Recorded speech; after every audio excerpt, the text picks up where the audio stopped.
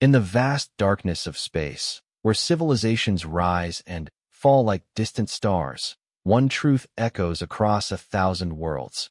Never corner a human who has nothing left to lose. The Zephyrian Empire learned this lesson when they encountered Captain Marcus Steele, a man whose ship was destroyed, whose crew was captured, and whose homeworld burned behind him. They thought one human against an empire of billions would be simple to crush. They were wrong. What the alien Empress HFY couldn't understand was that humans don't just fight with weapons and ships. They fight with something far more dangerous: the refusal to accept defeat. When everything is taken from them, humans don't break. They become something else entirely. This is the story of how one man's desperate stand against impossible odds reminded the galaxy why humanity earned its place among the stars, and why even the mightiest empire should fear the fury of someone who has already lost everything that mattered. The emergency lights flickered red across the bridge of the UES Defiance as Captain Marcus Steele watched his homeworld burn through the main screen.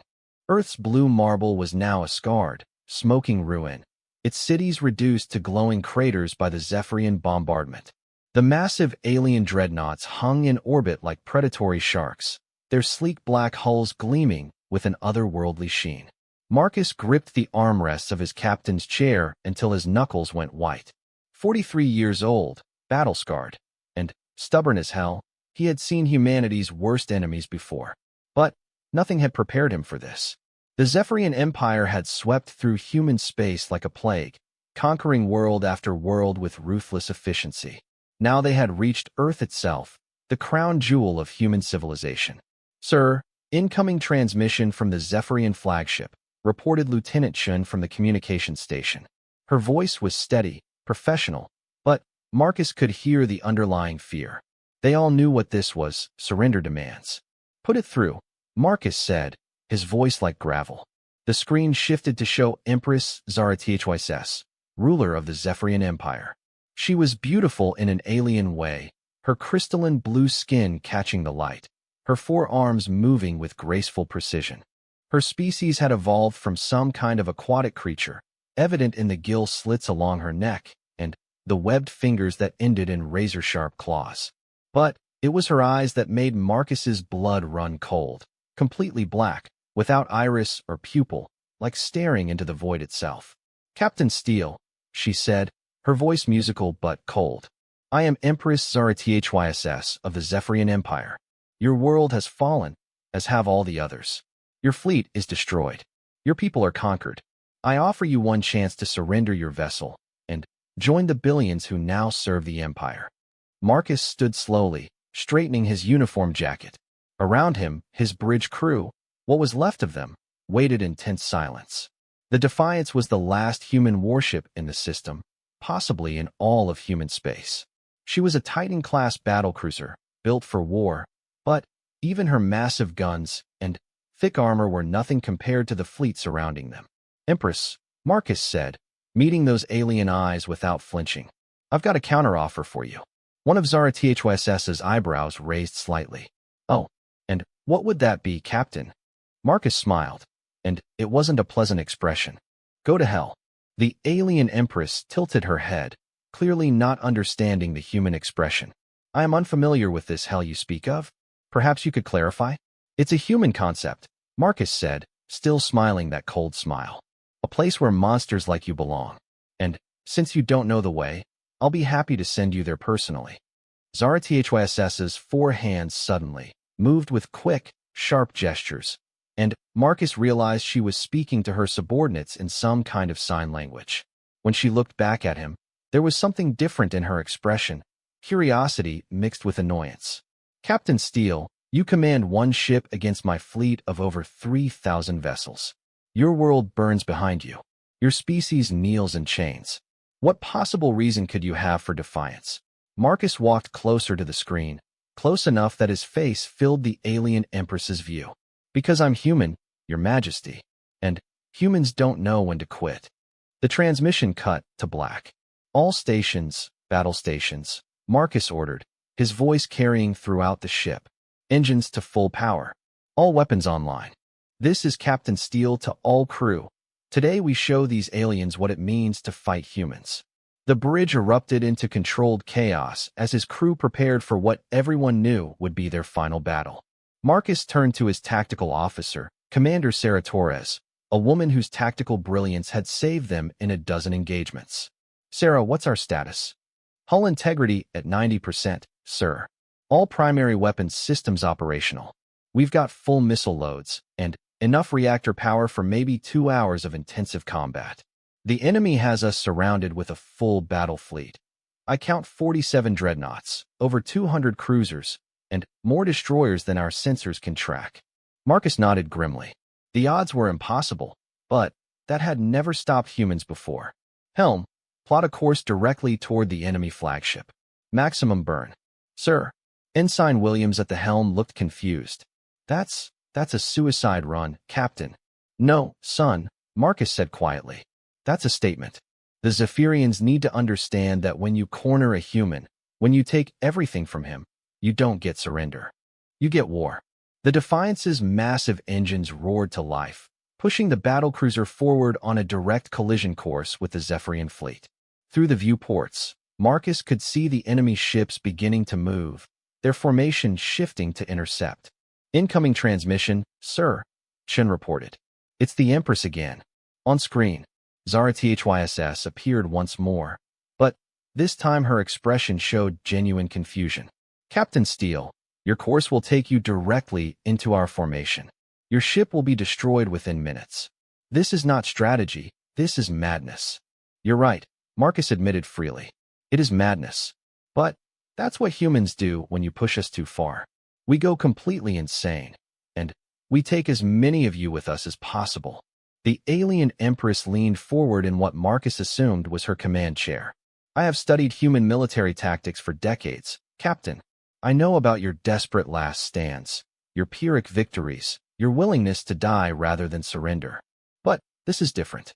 You cannot possibly believe that one ship can threaten my entire fleet. Marcus laughed, and the sound was genuinely amused. Lady, you really don't understand humans at all, do you? We're not trying to win. We're trying to make you remember us. Remember you? Every time one of your admirals looks at a human ship on their sensors, every time your pilots see our fighters coming at them, every time your ground forces face human soldiers, they're going to remember what happened here today.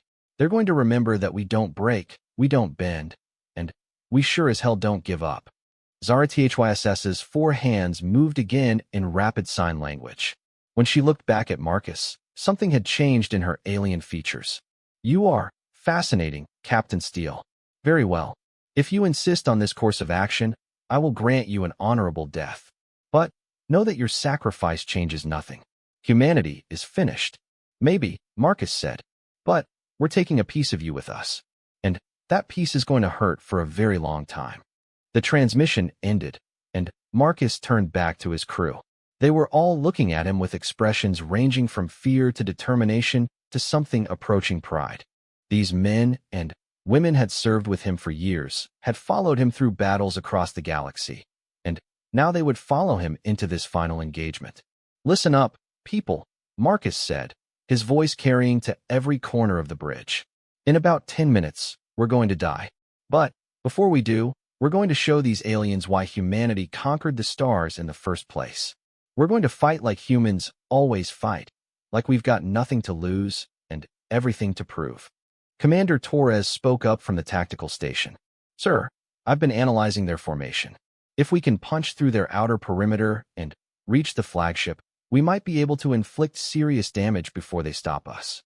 That's the plan, Sarah. Take us right down their throats. The Defiance accelerated toward the Zephyrian fleet, her hull beginning to glow from the friction with space dust at such high velocities. Around the ship, the enemy formation was reshaping itself, the massive dreadnoughts moving to create overlapping fields of fire. Marcus had faced Zephyrian tactics before. They were methodical, precise, overwhelmingly powerful. They relied on superior technology and numbers to crush their enemies. But they had never faced a truly desperate human before. Weapons range in 30 seconds, sir, Torres reported. Enemy ships are powering up their primary batteries. I'm reading massive energy signatures across their entire fleet. Hold course, Marcus ordered. All weapons target the flagship. Everything we've got. The first Zephyrian shots lit up space around them. Brilliant blue-white beams of energy that could slice through most ship armor like butter. The Defiance shuddered as several shots struck her shields, the protective barriers flaring and sparking. Shields down to 60%, called out the engineering officer. Hull breaches on decks 7 and 9. Return fire, Marcus ordered. The Defiance's main guns opened up, sending streams of superheated plasma and antimatter torpedoes toward the enemy line. The human weapons were crude compared to Zephyrian technology, but they were built for one purpose: to hit hard and keep hitting until something broke. The first enemy destroyer simply vanished in a ball of fire as 3 antimatter warheads found their mark. The second had its forward section blown clean off, spinning away into the void. But for every ship they destroyed, 10 more took its place. "Sir, massive damage to the port engine nacelle," the engineering officer reported over the sound of alarms. "We're losing power to the primary weapons grid." Marcus watched the tactical display as red damage indicators spread across the ship's outline like a disease. The Defiance was dying around them, but she was still moving forward, still fighting. "Time to target?" he asked. 45 seconds to optimal firing position on the flagship, Torres replied. "But, sir, I don't think we'll make it. The concentrated fire from their dreadnoughts is—" Her words were cut off as the bridge shook violently, sparks flying from control panels as another salvo found its mark. Through the smoke, Marcus could see the Zephyrian flagship growing larger on the screen, its massive bulk filling their view. "All remaining power to forward weapons," Marcus ordered. "Everything we've got." The lights dimmed throughout the ship as every available erg of energy was channeled into the Defiance's remaining weapons systems. On the tactical display, Marcus could see that they were actually going to reach firing range of the enemy flagship. Somehow, impossibly, they were going to get their shot. Empress Zara THYSS appeared on the screen one final time, her alien features twisted with what might have been respect or disbelief. "You actually did it, Captain Steele. No one has come this close to my flagship in over a century of conquest." Marcus, blood running down his face from a cut on his forehead, managed one last smile. "Just remember, Your Majesty, this is what happens when you mess with humans." The Defiance's final salvo launched toward the Zephyrian flagship just as the return fire reached them. The last thing Marcus saw was a brilliant flash of light as the antimatter warheads found their target, and then the bridge of the Defiance disappeared in fire and twisted metal. But in the explosion that followed, something unexpected happened. The human captain's words, broadcast on all frequencies during the engagement, were picked up by hidden human resistance cells throughout the galaxy. And across 1,000 worlds, in the depths of slave camps and the ruins of conquered cities, humans began to remember what their captain had died to tell them. They were human, and humans don't know when to quit. 3 months after the Battle of Earth, the wreckage of the UES Defiance floated silent and cold in the void. The Zephyrian Empire had claimed total victory, adding Earth to their ever-growing list of conquered worlds. But something was wrong in the galactic empire that Empress Zara THYSS had spent decades building. The first sign came from the mining colony on Kepler 442b. The human slaves working the dilithium mines had been model prisoners for weeks, accepting their fate with what the Zephyrian overseers thought was typical human weakness. Then, on the 93rd day of occupation, they stopped working. All of them, at exactly the same time. Commander Vexhai of the Zephyrian Colonial Guard stood in the command center overlooking the vast mining complex, his 4 arms crossed in frustration. Like all Zephyrians, he was tall and lean, his crystalline blue skin marked with the ritual scars that denoted his military rank. His species had evolved from predators, and their natural aggression had served them well in building their empire. "Report," he demanded, his voice carrying the authority of someone used to instant obedience. Lieutenant Silera, one of his junior officers, consulted her data pad with obvious nervousness. "Sir, at 0800 hours ship time, every human in the mining complex simply stopped. They put down their tools, walked to the center of their work areas, and sat down. They won't respond to orders, threats, or physical punishment." Vexhai's black eyes narrowed. In the months since the conquest, Humans had proven to be excellent slaves, strong, intelligent, adaptable. Unlike other species the Empire had conquered, they didn't waste energy on useless emotional displays or futile escape attempts. They just worked efficiently and without complaint. Until today. Have you tried increasing the punishment protocols? Vexhai asked. Yes, sir. We've subjected several groups to neural pain inducers, reduced their food rations, even executed a few as examples. The others just watch. They don't fight back. They don't beg for mercy. They don't even seem afraid. They just watch with these cold, calculating expressions. That made Vexhai uneasy. Humans were supposed to be emotional creatures, driven by fear and hope in equal measure. This calm defiance was something new, something his training hadn't prepared him for. Bring me the human leader, he ordered. Minutes later, guards dragged in a human male who appeared to be in his mid-40s. His name was David Chun, and, according to the files, he had been a mining engineer before the conquest. Like all the human slaves, he was dressed in the gray work uniform that marked his status. But there was something in his eyes that made Vexhai think of Captain Steele's final transmission. You are the one organizing this disruption, Vexhai stated. It wasn't a question.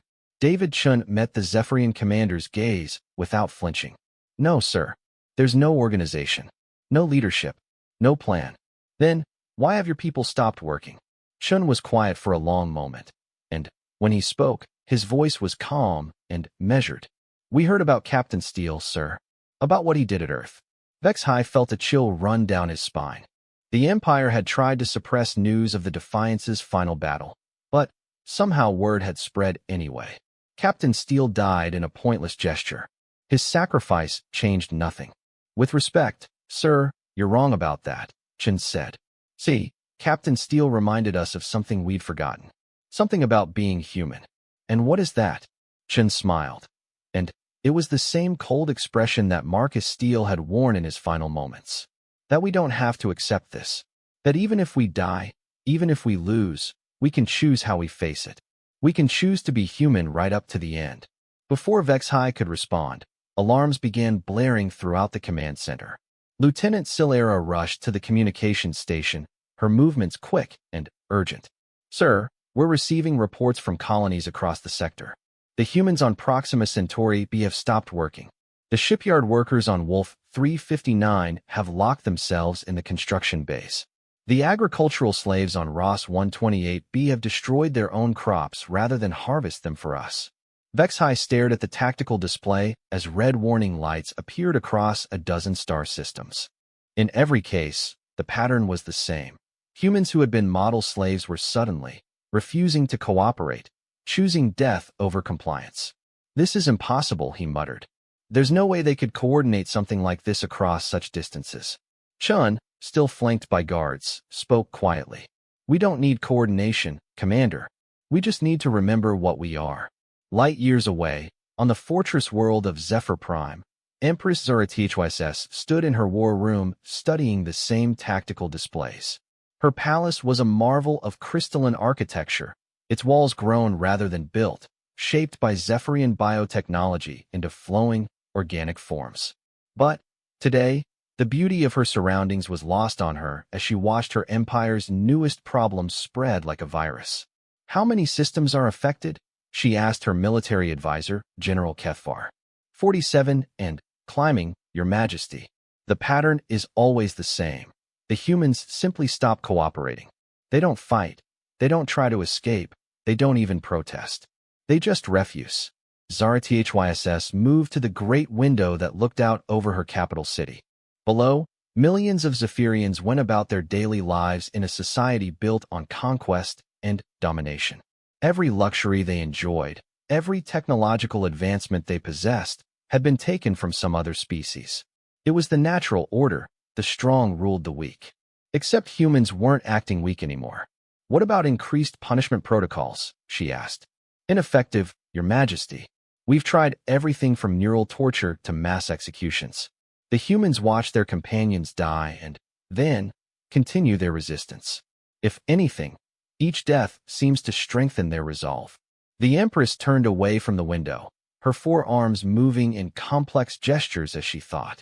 Her species had conquered over 1,000 worlds, enslaved hundreds of different civilizations. They had faced desperate last stands before, rebellions that had to be crushed with overwhelming force. But this was different. This wasn't desperation. This was something else entirely. "Bring me the human called Steel," she ordered. General Kethvar looked confused. "Your Majesty, Captain Steel died in the Battle of Earth. His ship was completely destroyed." "Not that one. His brother." Within hours, Colonel James Steele was brought before the Empress. Like his brother, he was a career military officer. But where Marcus had been a space-based naval commander, James had led ground forces. He had been captured during the fall of Mars and had spent the last 3 months in a high-security detention facility. James Steele stood before the alien Empress with the same bearing his brother had shown, straight-backed, defiant, unbroken despite months of imprisonment. Zara Thyss studied him carefully, noting the family resemblance in the hard-set jaw and the steel-gray eyes that seemed to look right through her. "Colonel Steele," she said formally, "your brother has become something of a legend among your people. His final battle has inspired this troublesome resistance." James said nothing, but his expression made it clear he was listening. "I am curious about something," the Empress continued. "Your brother knew he could not win. He knew his death would change nothing strategically. Why did he choose to throw his life away in such a meaningless gesture?" James Steele was quiet for a long moment, and when he spoke, his voice carried the same quiet authority that had made him a respected officer. "You think it was meaningless because you don't understand humans, Your Majesty. You see everything in terms of conquest and submission, victory and defeat. But humans are different." "How so?" "We tell stories," James said simply. "And the story of Marcus Steele isn't about one ship against a fleet. It's about what it means to be human when everything else has been taken away." Zara Thyss leaned forward in her crystal throne.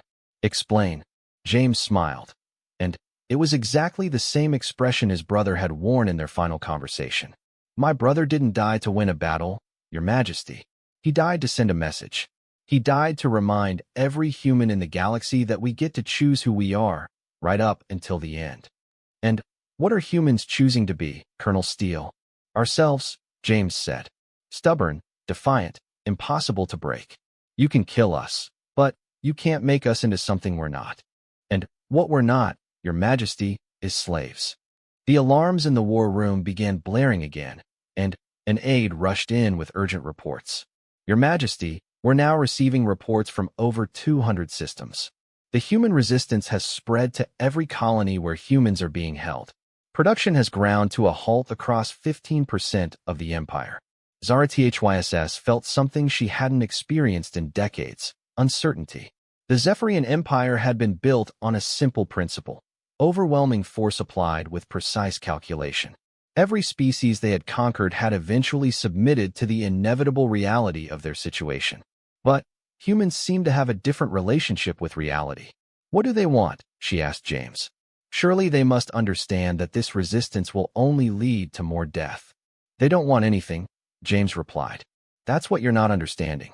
This isn't a negotiation or a bargaining tactic. This is humans being human. We're not doing this because we think we can win. We're doing this because it's who we are." "That makes no logical sense." "Logic is your species' strength," James acknowledged. "But it's also your weakness. You can't understand behavior that isn't rational, isn't calculated, isn't designed to achieve some specific outcome. You're trying to apply logical solutions to something that isn't logical at all." Zara Thyss stood and began pacing, her movements sharp and agitated. "What you're describing is madness." "Maybe," James agreed. "But it's our madness. And that makes it ours to choose." Across the galaxy, the human resistance continued to spread. On mining worlds and agricultural colonies, in shipyards and manufacturing centers, humans simply stopped cooperating with their captors. They didn't demand better treatment or negotiate for improved conditions. They just stopped. Some were tortured. Some were killed. Some watched their friends and family members die in brutal executions designed to break their spirit. And still, they refused to return to work. Because Captain Marcus Steele had reminded them of something they had almost forgotten in the horror of conquest and defeat. They were human beings. And human beings get to choose who they are, even when everything else has been taken away. Especially then. 6 months after the first human work stoppage, the Zephyrian Empire was facing something it had never encountered in its 1,000-year history: economic collapse from within. What had started as isolated acts of defiance had grown into a galaxy-spanning phenomenon that threatened the very foundation of Zephyrian civilization. Empress Zara Thyss stood in her private chambers, staring at reports that should have been impossible. Across her empire, productivity had dropped by 40%. Supply lines were disrupted. Critical infrastructure projects had ground to a halt. And all because humans, a species that represented less than 3% of the empire's total population, had simply decided to stop working. Her personal advisor, Minister Kelthara, entered the chamber with the latest updates. Unlike the military officers Zara Thyss usually dealt with, Kelthara was from the Zephyrian intellectual caste, marked by the intricate bioluminescent patterns that pulsed softly beneath her crystalline skin. Your Majesty, the situation continues to deteriorate. We've now identified over 800 systems where human resistance has affected operations. The Council is demanding immediate action. Zara Thyss turned from the window, her forearms moving in the gesture patterns that indicated deep thought. What do our behavioral analysts say about this phenomenon? Kelthara consulted her data pad, though her expression suggested she found the contents troubling. They're confused, Your Majesty. Every model we've developed to predict human behavior breaks down when applied to this situation. Humans should respond to punishment, reward, social pressure, fear of death, all the standard compliance mechanisms. But they're not responding to any of them. Have we tried alternative approaches? Yes, Your Majesty. We've attempted to negotiate with human leaders, offered improved working conditions, even promised eventual freedom for compliance. The humans listen politely, and then return to their cells and continue their resistance. The Empress moved to her desk, where a holographic display showed the economic damage spreading across her empire like a disease. Red zones marked systems where human labor was essential to operations. Yellow zones showed areas where production had been reduced due to supply chain disruptions. Green zones, representing unaffected areas, were becoming increasingly rare. What about replacing human workers with automation or other slave species? Kelthara's luminescent patterns dimmed slightly. We've tried, Your Majesty, but humans have proven unusually adaptable to complex tasks. In many cases, they were performing work that required problem-solving skills, technical knowledge, and creativity that our other subject species lack. The Korthak are strong but lack intelligence. The Velani are intelligent but physically fragile. The Drokanii are both strong and smart, but they require environmental controls that make them expensive to maintain. And humans.